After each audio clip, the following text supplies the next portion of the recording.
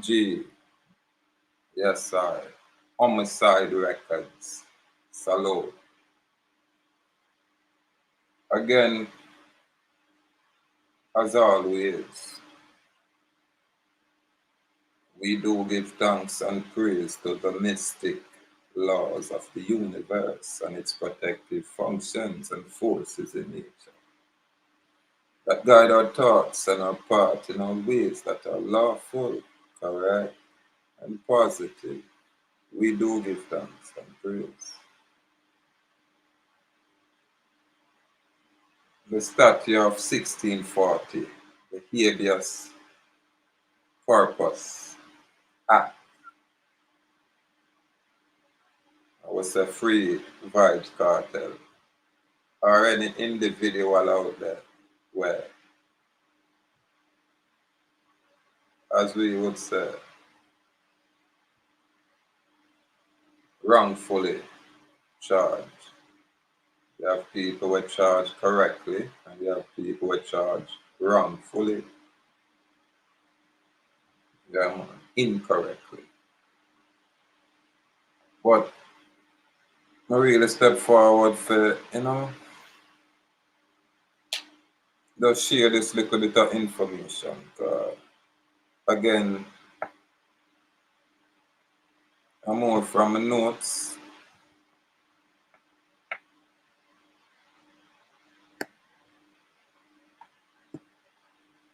And where to start?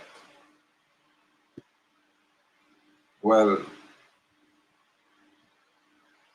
since we are at the Statute of 1640, the Habeas Corpus Act, so this act establishes the only exception known to English law to the great rule that a judge is not answerable at the suit of a private litigant for alleged misconduct in office. Again, that a judge, the great rule is that a judge is not answerable at the suit of a private litigant for alleged misconduct in office.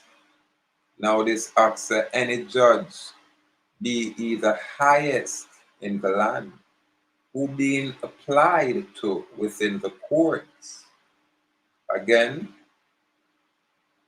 any judge, be he the highest in the land, superior court justice, who being applied to when the courts are not sitting,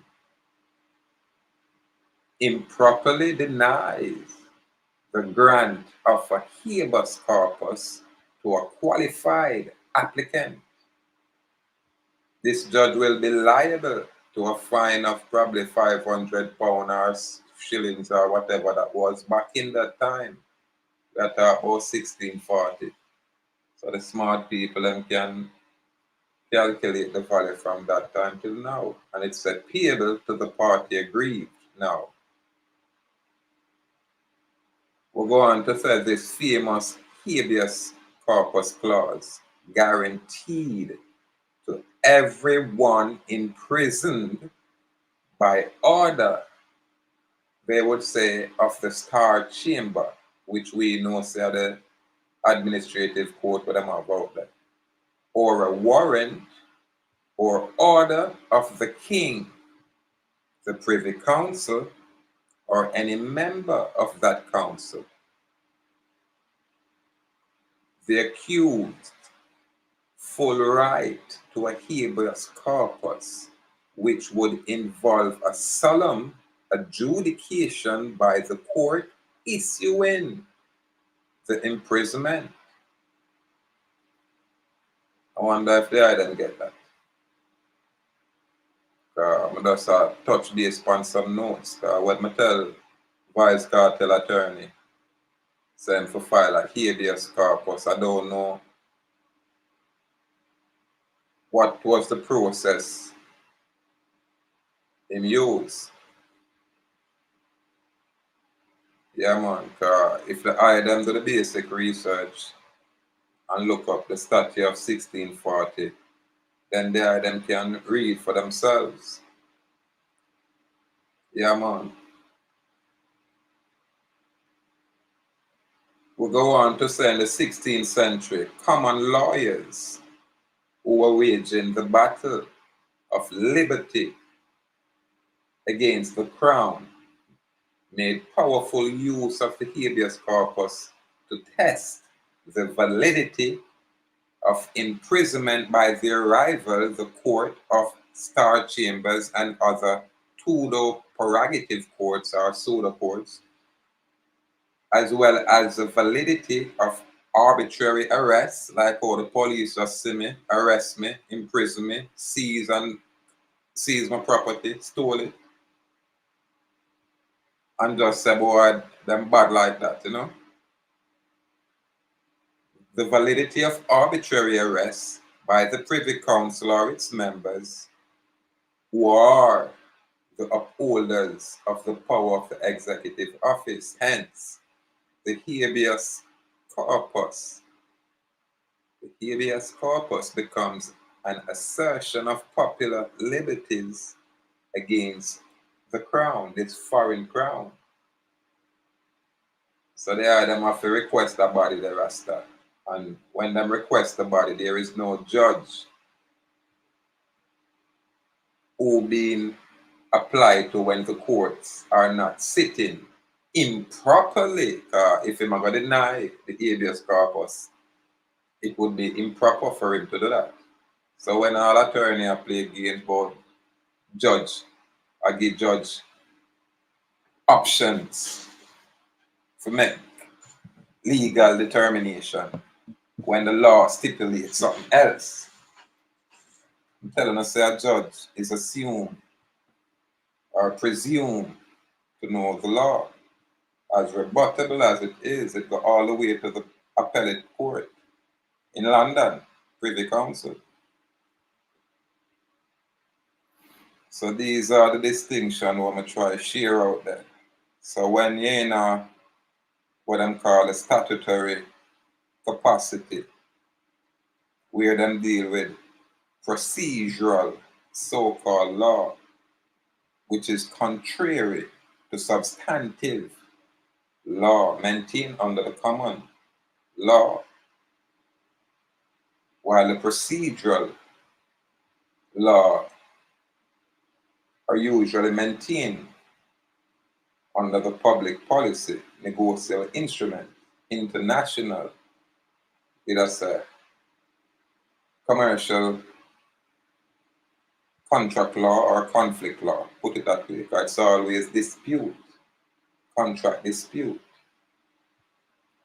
Yeah, man, so again, we have said the habeas corpus were there. Them things are not new, my people. But I true, them not really teach these things. And I'm quite sure whatever them a teach in the Bar Guild Law School is always separate and distinct from what law is. You understand? And it's only natural because the common law is contrary to the statutory law. And for the statutory law to have effect, it must harmonize with the common law. So these are things where I would like our people get clarity on. Again, tonight I'm not going with not much. I just share the facts. Information is out there where it's only true. It's so much information. And without it, that's the ancestral spirit guide you. You know, you can come across this kind of information, much less the clarity or comprehension. So that's why my energy does stimulate me for share. At least as an introduction, where later again when we are repeat these things or share other information or correlate with this, then we have foundation or we can set familiarity. We're familiar with the information. Now, that's there I bounce with my notes, you know. And so the unit, as I say, it's kind of different and it's not really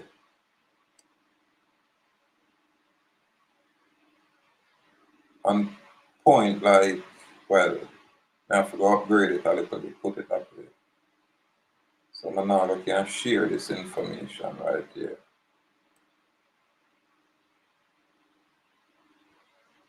But again, I don't necessarily want to try to look up the habeas corpus. I want to talk about the law where we are look on, we are going in place, which is the procedural law, which is a federal international legal standard.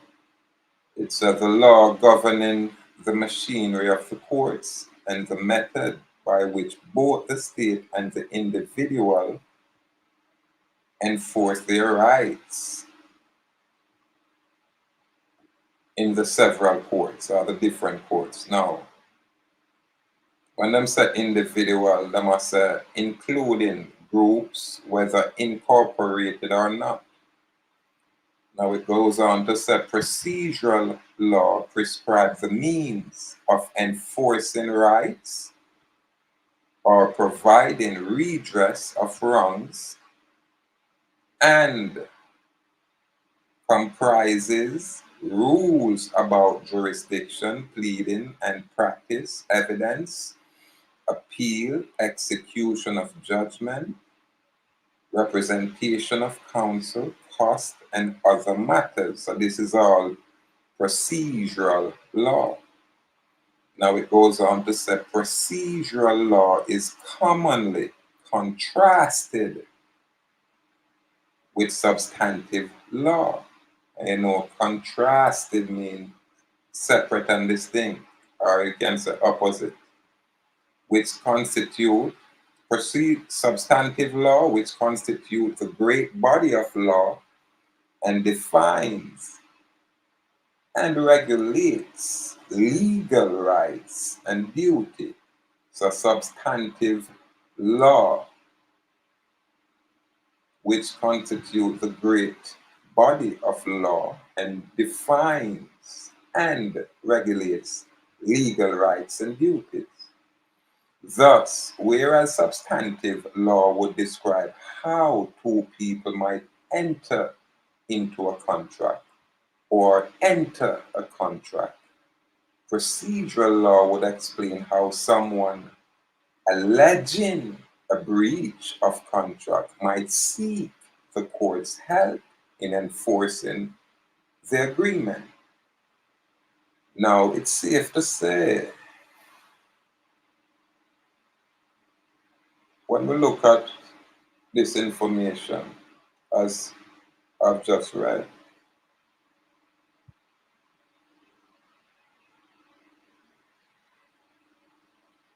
the substantive law deal with the initiation of a contract, describe how two people might enter into contract, while the procedural law would explain how someone alleging a breach of a contract. So once you're in a procedural law court, then there must be an underlying contract, because again, these courts only deal with contract disputes. And when you talk about substantive laws, this is where you find the Constitution maintained under the common law, where it tell us this constitute a contract, which will consider the elements of a contract.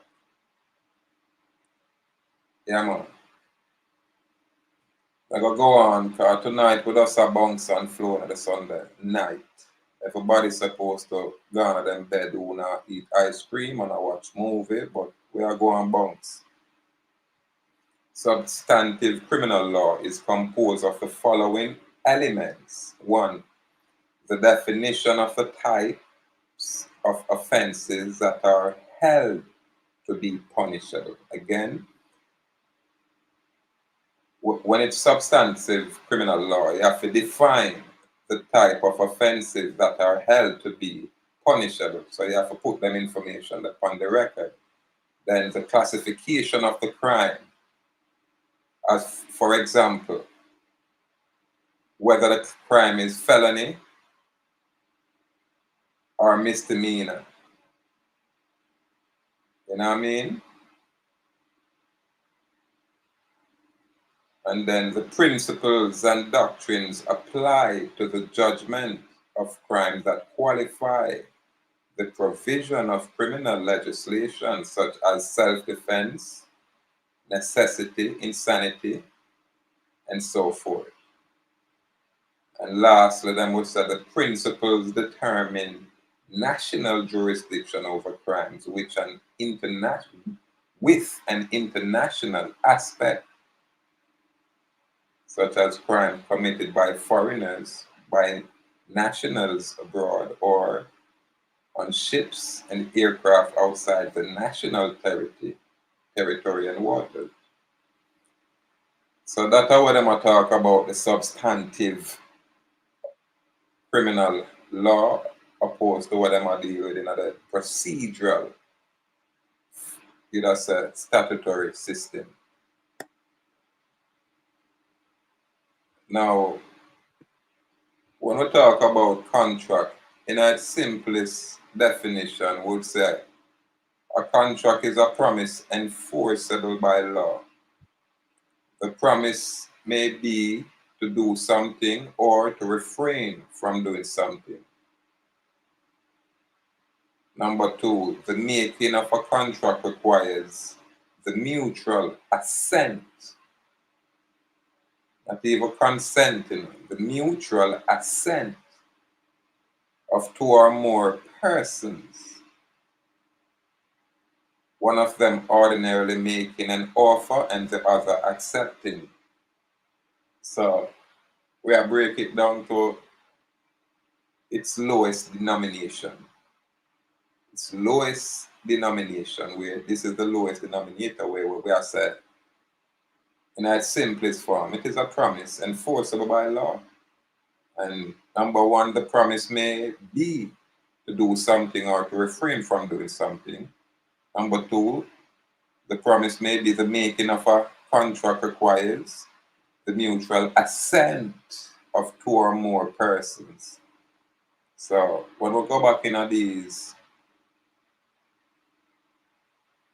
studies, we're going to see the variation within the terms being used.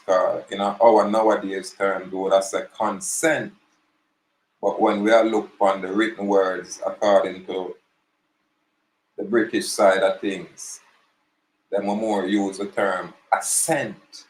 And we say we're in the Constitution, the office of the Governor General never consent to the Constitution, but he assent.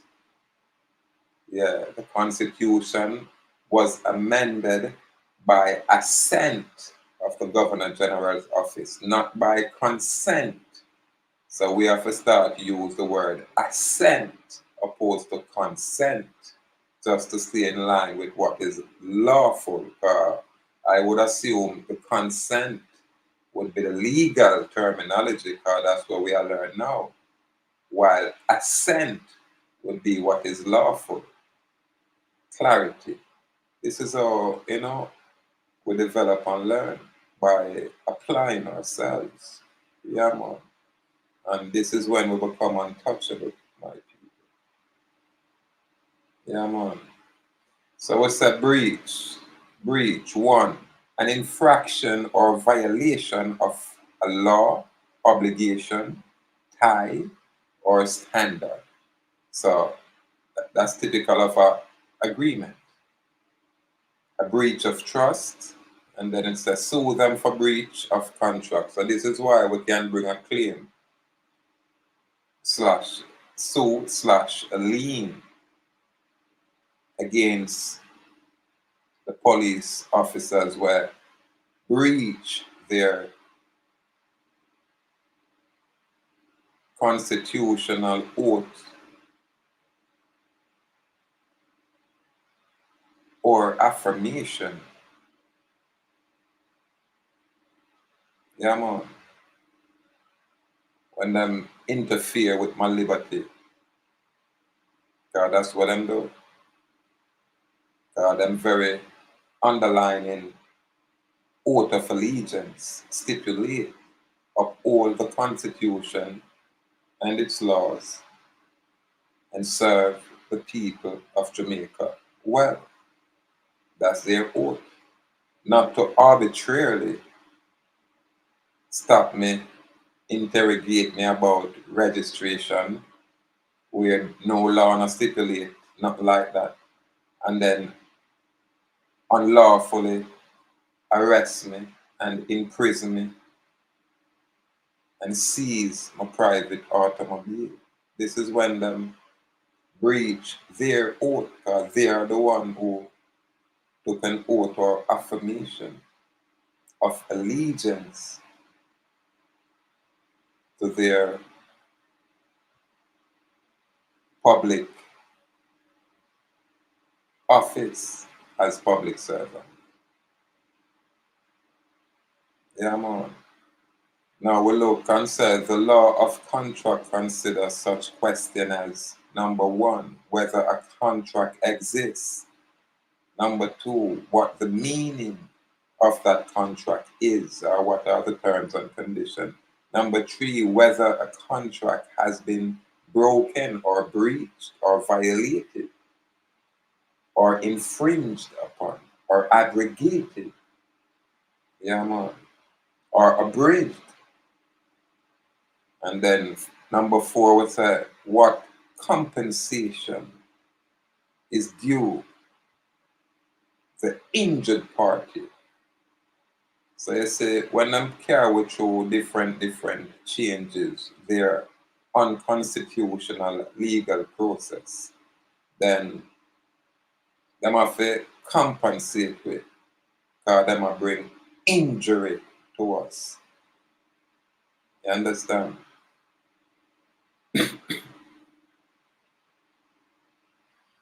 Now, with a touch upon contract before we go down to the question, I think we talk about the definition, which is one, the promise, maybe to do something or refrain from doing something. Two, the making of a contract requires the mutual assent of two or more persons. One of them ordinarily making an offer, which usually the state representative is always making an offer. That's all them can do. That's their capacity to make an offer. And the other may choose to accept it, whether, either say a naked acceptance or a conditional acceptance. Yeah, man. And three, if one of the party fails to keep the promise, the other party is entitled to legal redress. You understand? Yeah, man. So, when we look at government now, we say government is the political system by which a country or community is administered and regulated. So you see what the purpose of government is: to administer and to regulate a country or community. Yeah, them can regulate a commonwealth, a country, or a community.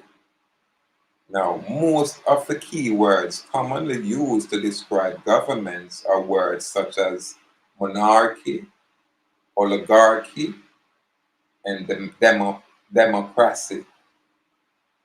These are all Greco-Romans or Greek or Roman origin, and they have been current, meaning in use for more than 2,000 years and have not yet exhausted its usefulness.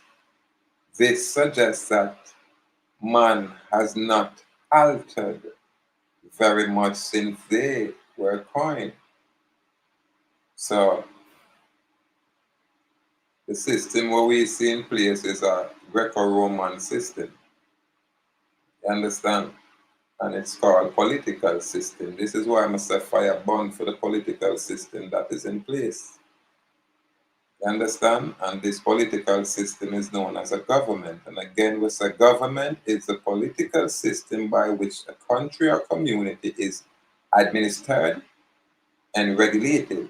This is why we say on our subject citizen, which represent voluntary slave, voluntary servitude. You choose to subject yourself to the will of these people.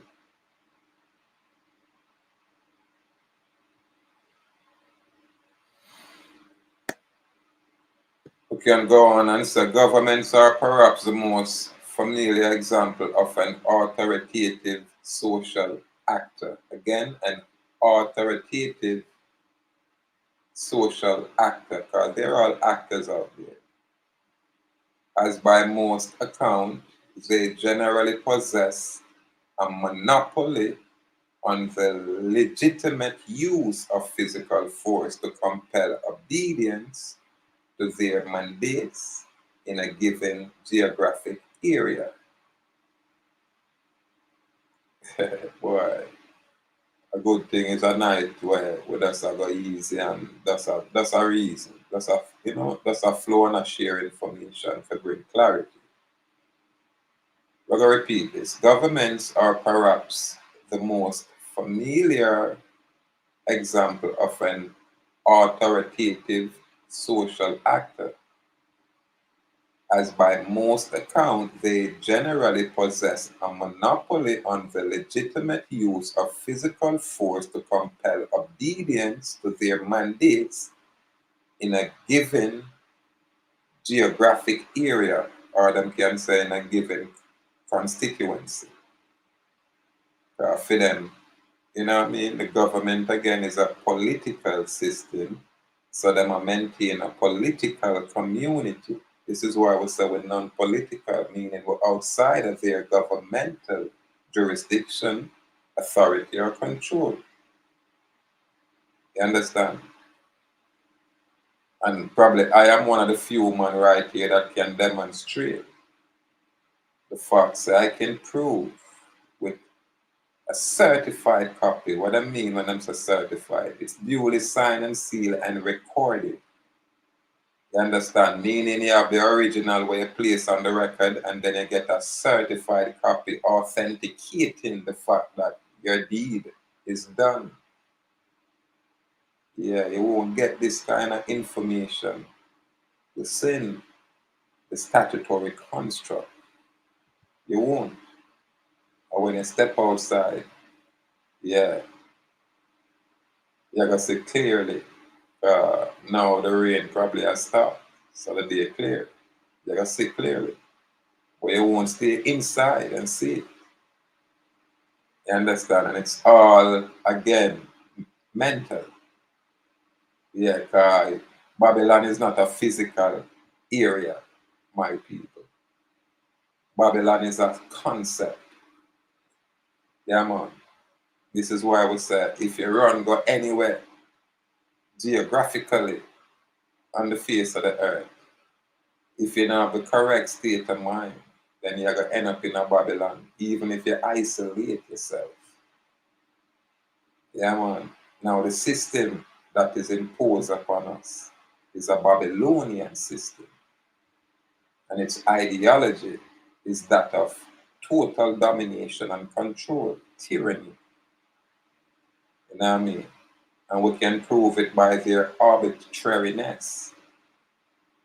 I'm living example, first-hand knowledge.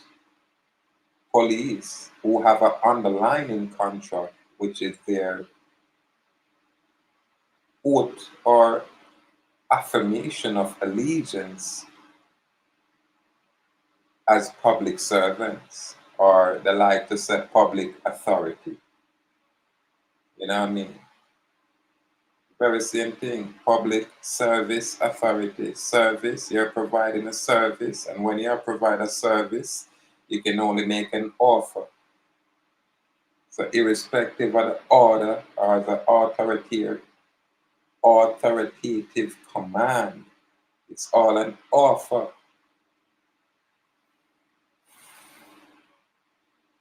Yeah, man. And so commentators such as Robert Paul Wolfe have placed such question in starker terms, considering authority to present a paradox. Now, him say, if legitimate authority requires people to act in ways contrary to their own judgment, and if moral autonomy is a fundamental right, then the exercise of authority is always a violation of other person's moral autonomy and is in fact immoral. Now, when them say moral autonomy, they might talk about the right to exercise reason on moral questions and act according to one's reasons. You understand? So, you know, I give thanks when we can express ourselves and share basic information in order to bring clarity. We never get it as such around here. Now, I could touch on writ. We say writ, a form of written command in the name of a court or other legal authority to act or abstain from acting in some kind of way. Now we have number one, one's writ, which is one's power to enforce compliance or submission. Number two, one's authority. This is where them would have said, you have a business here, which is out of my writ and competence. Now them say origin, Old English as a general term denoting written matter from the Germanic base of right. So a writ is to write, a written command. Because there was a time when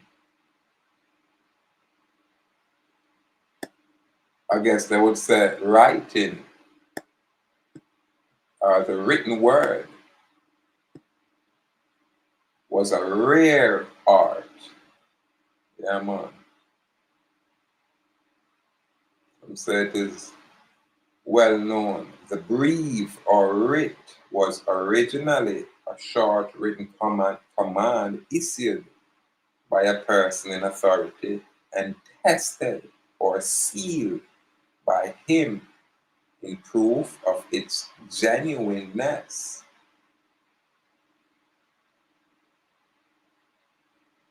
So again, when a man write on paper, it's called a writ, my people. This are when we are talking on the lawful side. You understand? So we can say a writ in the form of an affidavit. Yeah.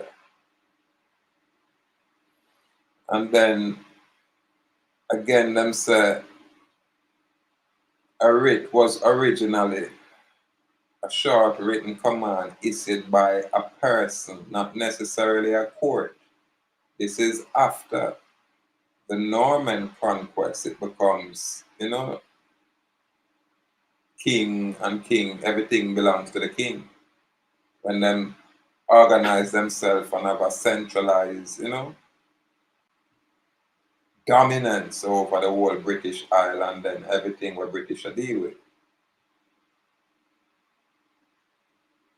Yeah, man. So let me read a little bit, because again, I don't have on my glasses, so you know that's a going free flow.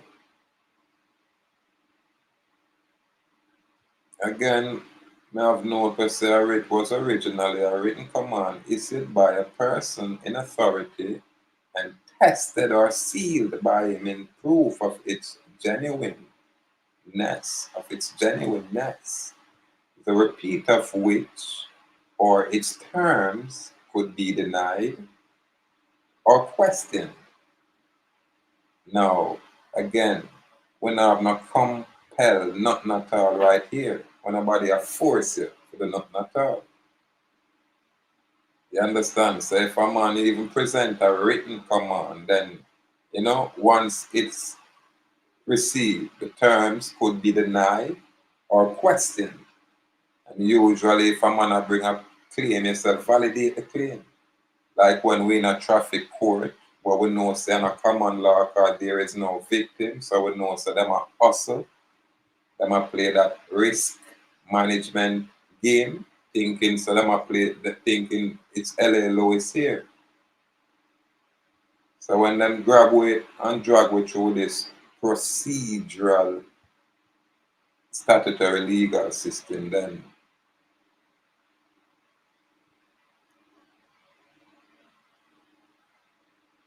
we know by these information what we are share. So when we place a document on the court and you see it duly signed and sealed as proof of its genuineness, and these people present their document unsigned, well, signed but unsealed, this is when you know them bring fraud upon the court. This is why I say them very documents what them present to I. This is where we're going to use and indict these people. Because them can't present a proper claim when the police officers where bring the claim is supposed to be under oath of allegiance.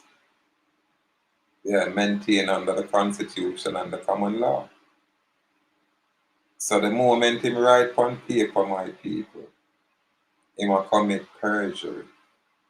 The moment him talk to any man and woman out there inappropriately, he will breach in contract, which is the oath or affirmation of allegiance. This is how simple it is. These people are get away with too much things because we not have enough knowledge will bring clarity. So after the Norman conquest, the military conquest of England by William Duke of Normandy, primarily effected by his decisive victory at the Battle of Hastings. So this is in October 14, 1066, and resulting ultimately in the profound political, administrative, and social changes in the British Isles. So when the Norman foreign people conquer around the British Isles area in 1066, this is when everything changed. This is the origin of them so-called common law system. Yeah, derived from the conquest of the Norman. And then the famous Royal Ordinance or Esse or Assise of Clarendon, issued by Henry II in 1166, was the first writ or ordinance that established the institution of the grand jury in regular form and laid the basis or foundation of the true English criminal law. That is the law in which, after a presentment by the local jury of an offense committed against the peace of our Lord the King, again I repeat it, the peace of our Lord the King, comma, his crown and his dignity, comma, the king's officers proceed to indict or accuse the alleged offender before the king's justice. So again, once upon a time, man and woman, free man and woman could have write, could have make a writ. People never read and write on that level at the time. So them saying those days, writing was a rare art. The fact that a command was written was in itself a feature which distinguished a writ from a mere hasty spoken command, the receipt of which or its terms could be denied again or questioned. So when you get a presentment from any one of these people, you can deny the presentment or you can question the presentment. You understand? But when you deny the presentment, this is when you return it. You know, really just ignore it and throw it to the side. You place certain specific information on the document and return it to its sender. And if you're going to question it, like you're going to ask whomever the issuer of the document is to validate whatever statement being placed within that document or whatever claim being made. Verify and validate that claim. You know what I mean? If you said there is a contract breach, then present the contract so we can inspect the contract and see where both parties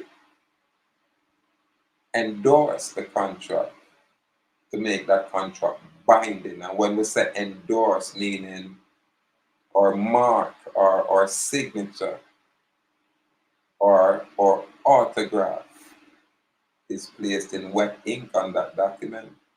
So the moment you're in any one of these foreign court, you're going to know it's contract dispute irrespective of what them I talk about, because the moment them move against the Constitution and its laws, and the moment them move against the people, then them declare war openly. Once you know the distinction between what is lawful and what is legal, or what is lawful from what is legal, then it shall be clear. Because two laws cannot abide at the same time. One must prevail. So if the Constitution, which is the anchor or the foundation that creates these corporate constructs, and then the very corporate construct are going to create their statutory rules and regulation to come to contend with the Constitution, then the Constitution must prevail and the statutory rules and regulations or legal standards shall remain void. But the only way for a statutory legal standard to be enforceable as law, it must harmonize with the common law. It must harmonize with the Constitution. We are talking about law. Yeah, man. It's by a process familiar in other branches of social economy, such as coinage, measures of weight and distance, the maintenance of the peace, the organization of offices, and the like. The King's Writ. Soon after the Norman conquest and the establishment of a strong centralized monarchy, a strong centralized government, monarchy is just a fancy name for them. They must say swallow up, as it were, all the rival and inferior writs. So this is when the common man and his writ now not get no credence unless you choose to know law and enforce it. I remember, there was a time when the common lawyer, that would be people like I, an attorney is separate and distinct from the lawyer. Hence, they wouldn't have a need for the term attorney.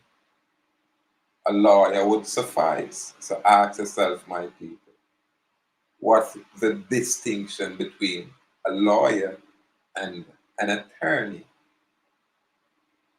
A lot of them out there go on with themselves, but them not, have them kind of clarity. You understand? However, we just continue to learn and continue to share and amuse ourselves internally, put it that way. And when people spoke of writ, they soon thought exclusively of the king's writ, just as a shilling came to mean exclusively a king's shilling,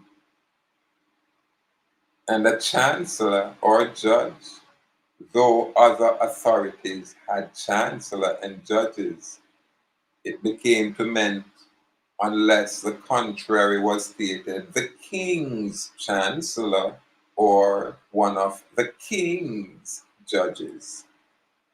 So after the Norman conquest, when them come and have a centralized monarchy, that's when everything changed, when them dominate the place. And I said, this belongs to king. And this is why I said,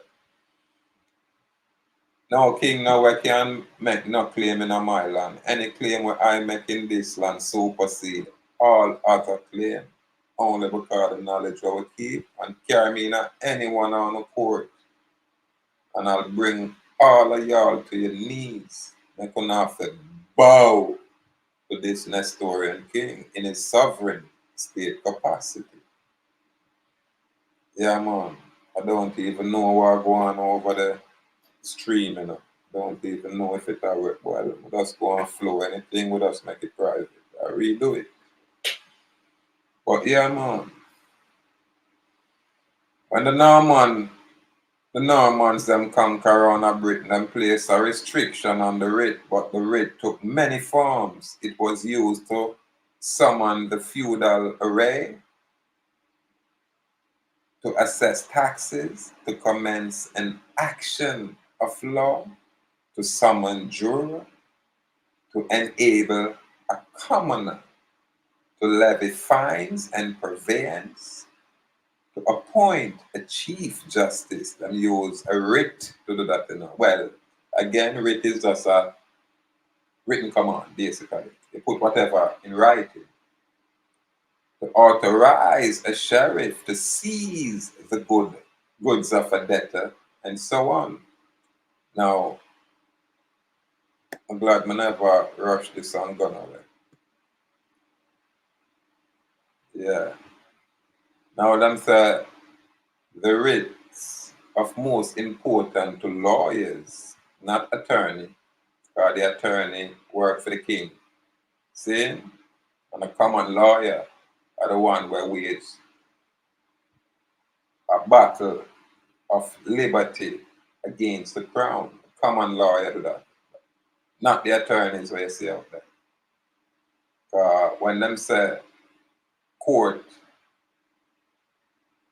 of Star Chamber, them a talk about, the bench, them a talk about the guild. Yeah. Them always, I said, them a represent the crown.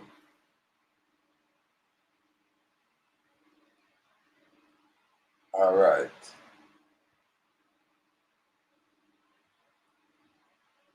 We still a talk about the writ, the writ of habeas corpus, when you request the body, they say, let go the body, validate whatever claim you have on that, and the Constitution said no double jeopardy. So this is why we are bringing that clarity up. Yeah, man. All right. And I don't want to go much further, but I want to touch upon this. But The writ, these nowadays writ, bears upon the face of it, its character as a royal command.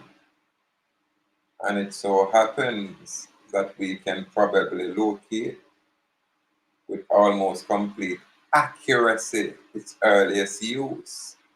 This appears in the famous royal ordinance we talk about, issued by Henry II in 1166.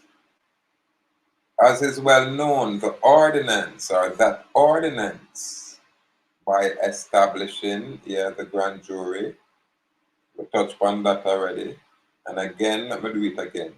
By establishing the institution of the grand jury in regular form, laid the basis of the true English criminal law, that is, the law in which after a presentment, and always hear me talk about presentment. Presentment meaning an offer, meaning them a make an offer in writing. Once you get any correspondence from the state or any corporation, any corporate entity, it's always an offer. Why? Because them set up in such a way where everything is prepaid, it's all negotiations. This is why I say we can only discharge our debt or whatever obligations and present. And how we discharge it is when we accept it for value and return it to them so them can zero whatever account. It's called like a tax return or a charge return. They give you a charge and you acknowledge and accept it a certain kind of way once them can validate and verify whatever proof of claim them bring forward. And when them cannot, them you understand? Them have to discharge whatever charge is there. This is why your LA Lewis case going, nobody not there, so it's discharged. You understand? But me know say in a film case, other shenanigans, huh?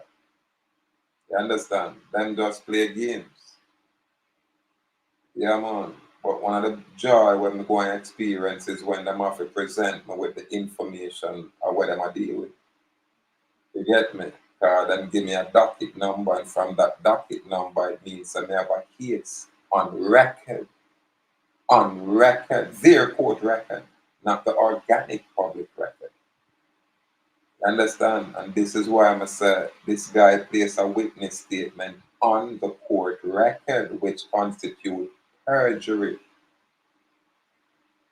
Yeah, of oath or affirmation of allegiance to the public office as public servant.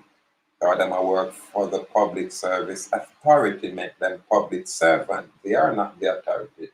They're agents. They're servants. And they are an extension of the state. This is why when we done bring a claim against these individuals, we are there with inner or right to bring a claim against the state. Yeah. Where employ the governmental agency, where employ these incompetent agents. Yeah, man. It goes on to say the procedure in an English criminal trial for an indictable offense has not changed in essence since the issue of the famous ordinance of 1166.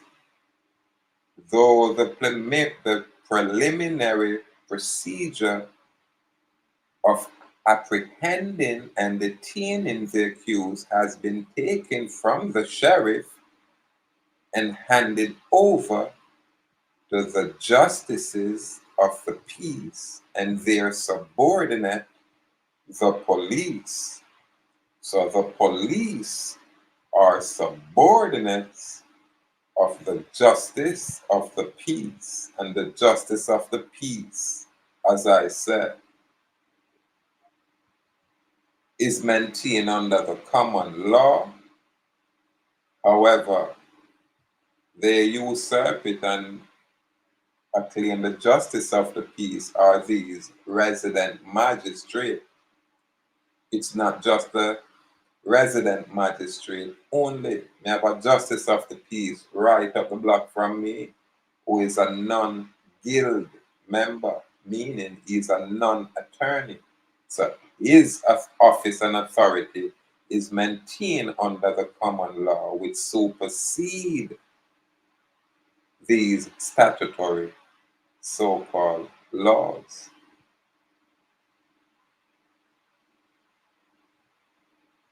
Now there are class, not even law school can bring it this way. They won't, they can't. Yeah, and I ask me, where me I get it from. It's just the ancestral spirit where honor made me. So I not take no credit for this. And don't blame me for any imperfection. You understand? Just blame the ancestral spirit where honor made me. Yeah, man, that one I name cool and easy, man. Yeah, but we never easy like that, so you know it's cool and deadly. Now, what's a law is the discipline and profession concerned with the customs, practice, and rules of conduct of a community or a political constituency that are recognized as binding by the community. So, when we talk about the Charter of Fundamental Rights, that document is recognized as binding upon all public servants, all public officials. You understand? All statutory agents in whatever capacity they are doing business as. Right? It's all business out there. And their DBA doing business as is that birth certificate legal entity. It's not necessarily the man. The man does represent that legal entity because it's fictional. It have no life. You understand? But it have attributes of the man. That's why they call it the person. So at no time do a man such as I or we as our Indian, at absolutely no time do we identify as a person. Yeah, when you want to label us, call us West Indian. You understand? Call us our Indian. And we don't mind say we are man, but we are not person. You understand? We have a person or persona. These are specificities where we have to repeat. We have to bring this information repetitiously. Because there is power in the repetition of this kind of information. This is how our people will resonate, gravitate, retain this kind of truth. Yeah, man. So we say authority is the exercise of legitimate influence, not legal influence. Two separate and distinct words. Legitimate influence by one social actor over another. So again, authority is the exercise of legitimate influence by one social actor over another.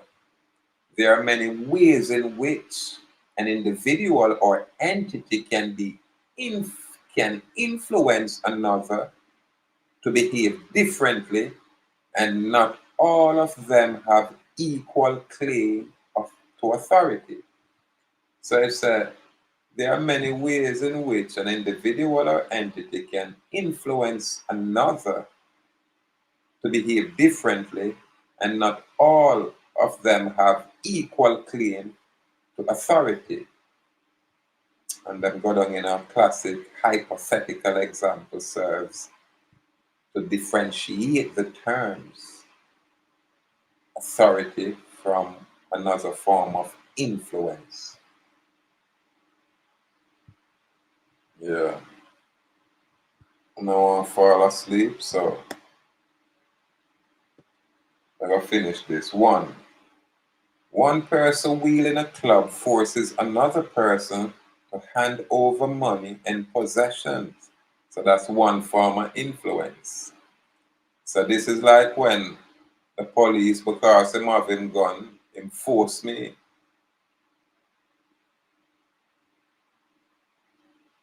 For go with them a jailhouse, really.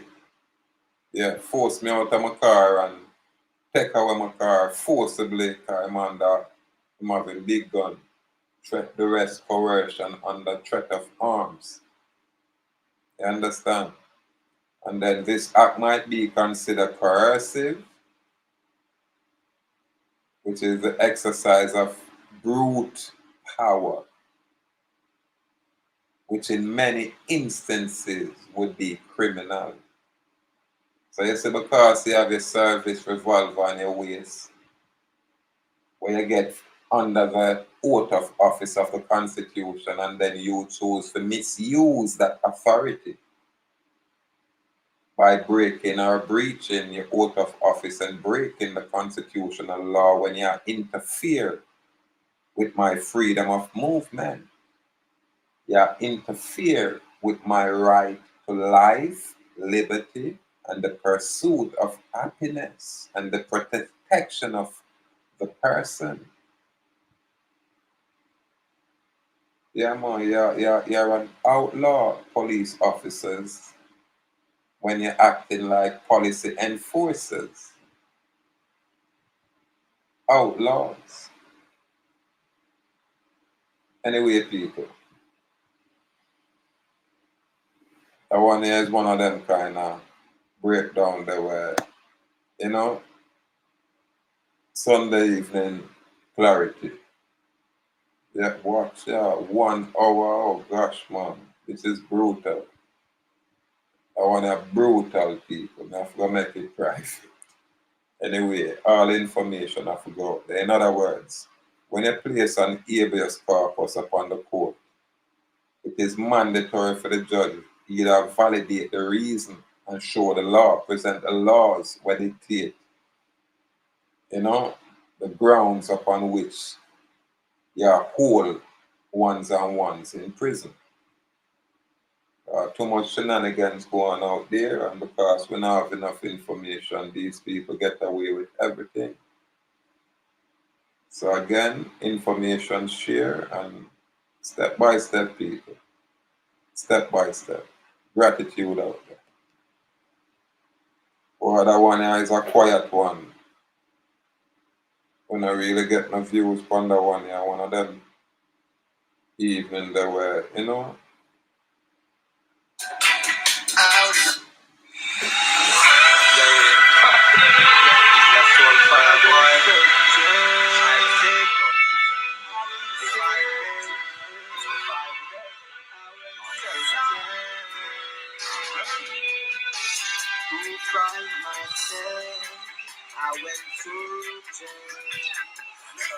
I went searching and searching to find myself. I went searching. I went searching and searching to find myself. I went searching. I searched all 7 seas, the highest place. I scaled all the tallest mountains. Find me. I'm like a river that flows. Finding me like finding me more. I bring in others, no one's more. To find myself, I went searching. Good song, I'm searching.